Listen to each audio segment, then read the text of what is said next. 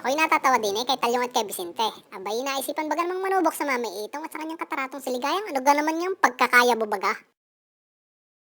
Yun yata nilumay ng mamay bakit nga pumayag pang magpabarokbok sa kanya?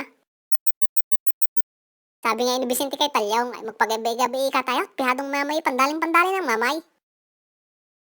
Ating susubukin kung natigas pa nga baga talaga ang gapumupoy ng mamay. Pagkakayabang sa tingin ko baga naman niya sa paano na lang napataang hindi na kaya magpatilandog.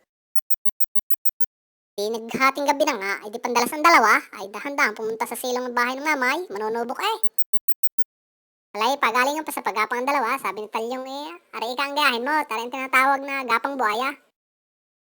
Abay si Vicente na may ayaw rin padaig, aray naman ay ka ang sinasabing gapang bayawak.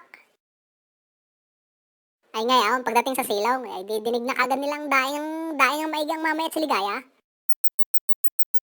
Ay itong siligaya, kung makadaing idag pa ang inahing kabayong nangangande, ay nugang pagkakaingay, Iskandalosang iskandalosa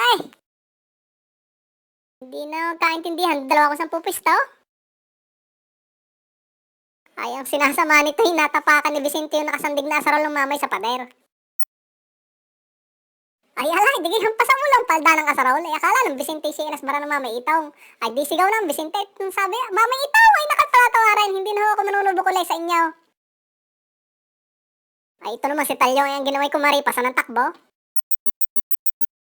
Tao nga naman kapag minamalas ay sadyang malas ay hindi nakikita yung sampayang damit ng mamay na nakahabar sa may harapan ng bahay. Ay di pagtakbo ni Talyong ay sumabit ang liig sa may sampayan ay ala ay kung ilang minutong hindi makahinga, sigaw ng sigaw, hindi na huulit, hindi na huulit. Ala, pagkakagalit ng mamay ay naabala baka hindi pa tapos sa may bunot at takbong pababa ng bahay dala mahiwagang 45.